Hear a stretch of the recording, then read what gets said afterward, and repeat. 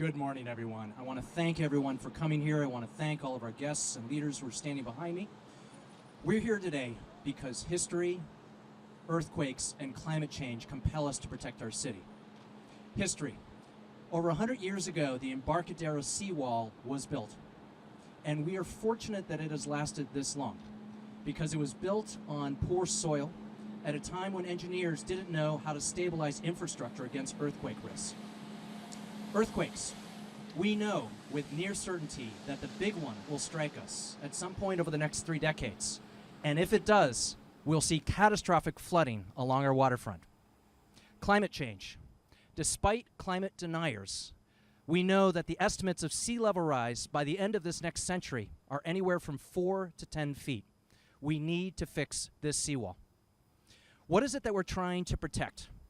$100 billion of economic assets and activities.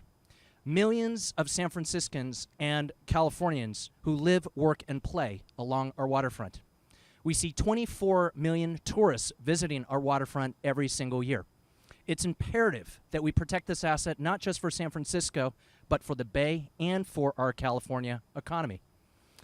I want to, again, thank everyone who's standing behind us, our mayor, our board of supervisors. When I was on the board of supervisors, I served on a little-known committee known as the Capital Planning Committee, where we planned for how we took care of tens of billions of dollars of assets. This is at the top of the list. I also want to thank my current colleagues in the legislature. You'll soon hear from Senator Scott Wiener, as well as I want to thank Assemblymember Phil Ting. But it was one of my predecessors, then legislator Carol Migden, who in 2005 first established the infrastructure financing district that we are talking about today. She had drafted the legislation to ensure that we are investing in infrastructure as well as historic resources. The bill that we are discussing today is to ensure that we're expanding what it is that we're protecting our shoreline, ensuring that we can rebuild our seawall. Before I introduce our next speaker, I just want to say 2 more things. We're here in part because we have to come together as a community, and you'll hear about the efforts at the local level as well as at the state level and what we had hoped was going to be the federal level, but at this time, despite what Donald Trump is saying he's going to do about infrastructure, none of us are holding our breath, and thus San Francisco and California needs to act. The last thing I want to say is we're here for our kids and our grandkids. None of us are going to be around when the next century turns. But my hope is my son and his friends and his next generations will look to this day as a day that our city leaders came together to care for and steward the assets of our city. Our next speaker is someone who has children of his own, and I know that he cares very much about ensuring that the future of our city is in good hands. I'm delighted to help introduce the mayor of the city and county of San Francisco, Mayor Mark Farrell. Thank you, David. I am proud to be here as the mayor to thank, with our great gratitude of our city, Whoa. I'm going to start over on that. I am proud to be here as the mayor of San Francisco to thank Assemblymember Chiu for his strong leadership in Sacramento on so many issues, along with Assemblymember Ting and certainly our state senator, Scott Wiener, but specifically on this issue here. Assemblymember Chiu's leadership is critical to the future of our city. It's critical to the future of our waterfront, and very proud to be here at this announcement today. Our waterfront is one of the most iconic parts of San Francisco. It always has been. It's subject of pictures. It's why tourists come here. It's one of the most beautiful parts of our city. And holding up our waterfront has been our seawall for over 100 years. It holds up over $100 billion of assets, as Assemblymember Chiu mentioned. These are the buildings, the waterfront that you see behind us, the restaurants, the small businesses. But it has also been holding back the bay to make sure that our BART tunnels, our Muni tunnels are not flooded.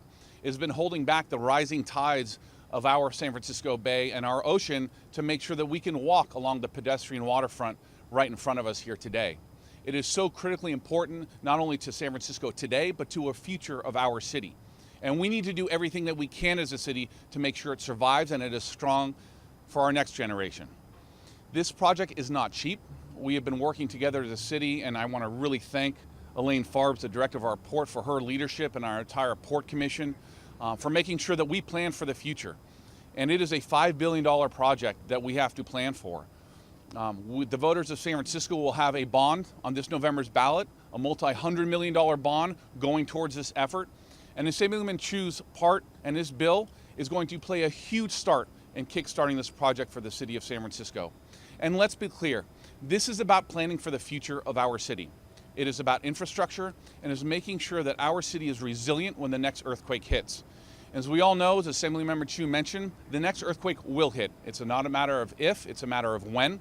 And as a city, we need to be strong and ready to respond, and we need to make sure our infrastructure is ready to protect the residents of our city. So again, proud to be here today and really want to thank Assemblymember Chiu for his effort and his leadership on behalf of the residents of San Francisco up in Sacramento. Thank you, everyone. Thank you, Mr. Mayor. Some 13 years ago in 2005, when then Senator Carol Migden established the legislation to take what are known as public trust lands that are owned by the state to turn them over to the authority of our Port Department for stewardship. I want to thank Elaine Forbes and her department and her commissioners for bringing this to our attention for so many years.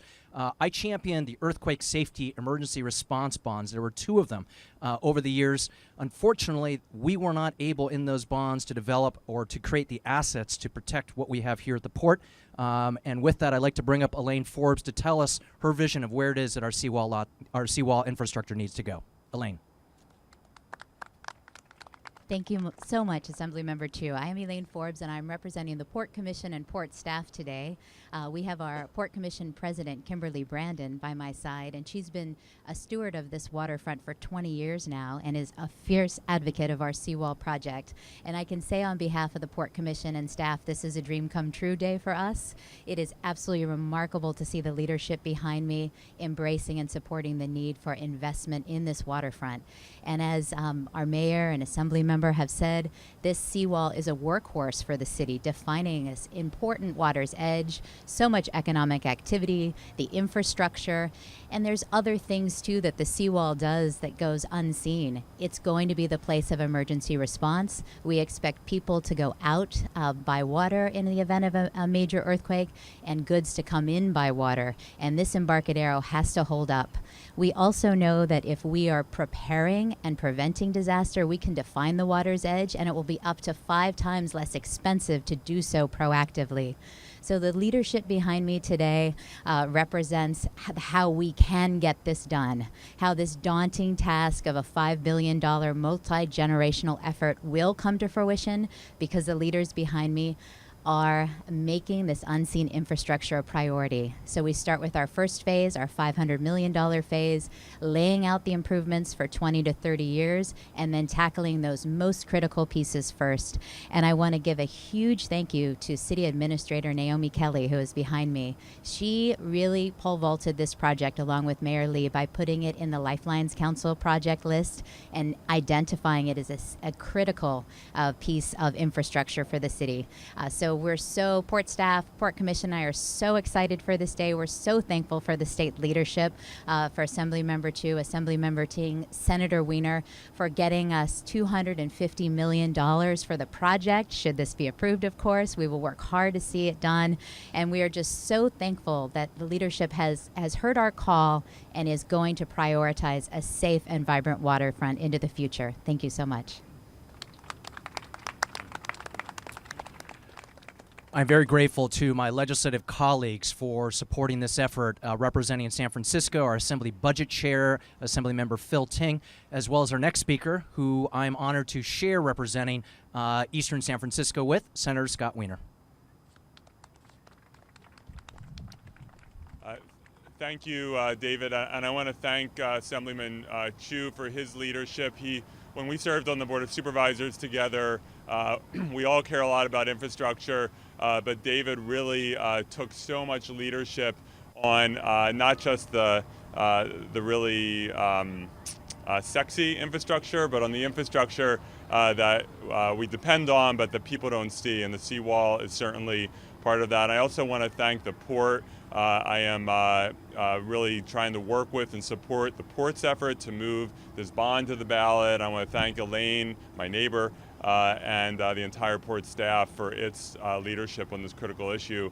This is really about 2 realities of life, sea level rise and earthquakes. And as much as we want to wish them all away, we can't. The big earthquake is going to come.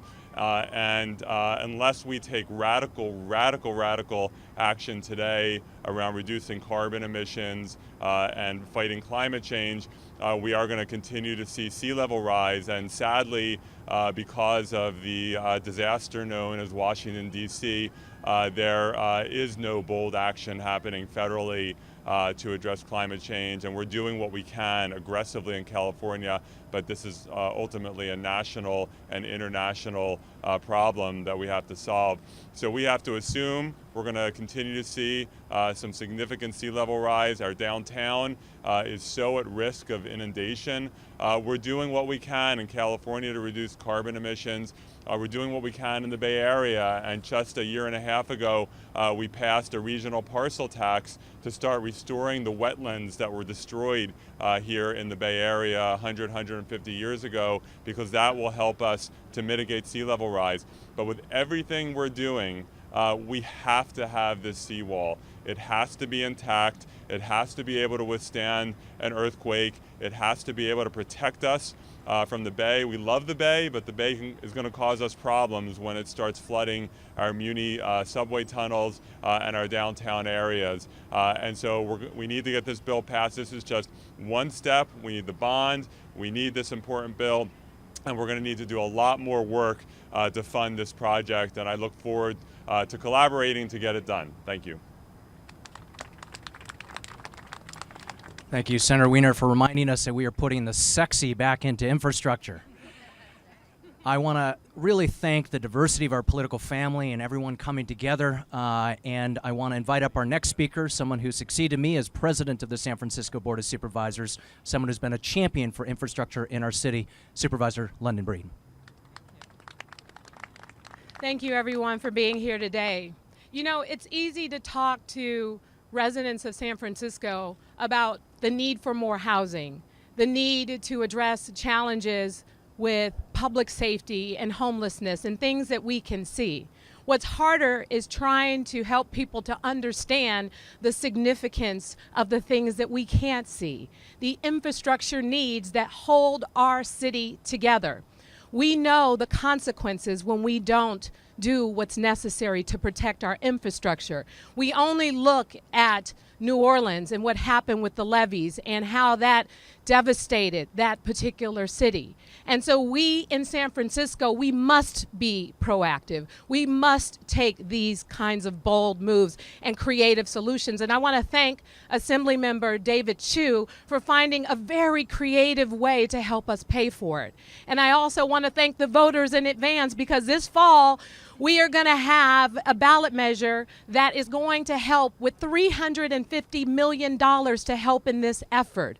We know that there is so much work to do in San Francisco. And as the president of the board, who now serves on the very unknown Capital Planning Committee, the needs of our infrastructure are at the top of my list on a regular basis. And I want to thank not only Naomi Kelly, who also serves on the Capital Planning Committee and who always tries to keep us focused on infrastructure, but also Elaine Forbes, who's been a champion for this seawall. Oftentimes, she would reach out and say, "Supervisor, I want to meet with you about the seawall." And I say, well, wait a minute, I have to deal with this challenge in my district. However, the seawall is so significant, and she always brings it back to how important it is, not just to protect my district, but to protect the entire city. Her leadership, along with Port Commissioner President Kimberly Brandon, has been outstanding. They've been in Sacramento, they've been in DC together, they've been all over the place trying to put together the money for this particular seawall. And I know with their leadership and the work of all the policymakers here behind me, we are going to get this done for the people of San Francisco. Thank you all so much. Thank you, President Breed. Our final speaker is someone who represents the district that we are currently in, who knows that it is her residents and her businesses that could be flooded if we do not invest in this infrastructure. Please join me in welcoming Supervisor Kim. Thank you, Assemblymember Chiu. And as someone who represented your sister district when we both served on the Board of Supervisors, we understand the importance of strengthening our seawall shield that protects our residents and our workers and many of our tourist attractions up and down the waterfront. Mayor Mark Farrell, myself, Supervisor Amelia Cohen, and Supervisor Aaron Peskin represent the districts that are along the boundary lines of the Seawall lot that we are here today about. And so much of what we love about our city is just along the waterfront. Our housing, our offices, our jobs, our public transportation, the giants who I see in the audience today. So it is incredibly important that we make prudent investments today to strengthen the seawall shield and strengthen the unbreakable bond between the city of San Francisco and the waterfront that we love so much. So I want to thank our San Francisco delegation in Sacramento, Assemblyman David Chiu, Phil Ting, and Senator Scott Wiener for making sure that we are prioritizing the very infrastructure that will keep the city beautiful and running. Thank you very much. That concludes today's press conference. Again, appreciate everyone coming together. Appreciate everyone coming together around a plan to protect the future of our city and our seawall. Unless there are any final questions, we will end the press conference and open it up to folks to ask individual questions and anyone who is here. Thank you very much.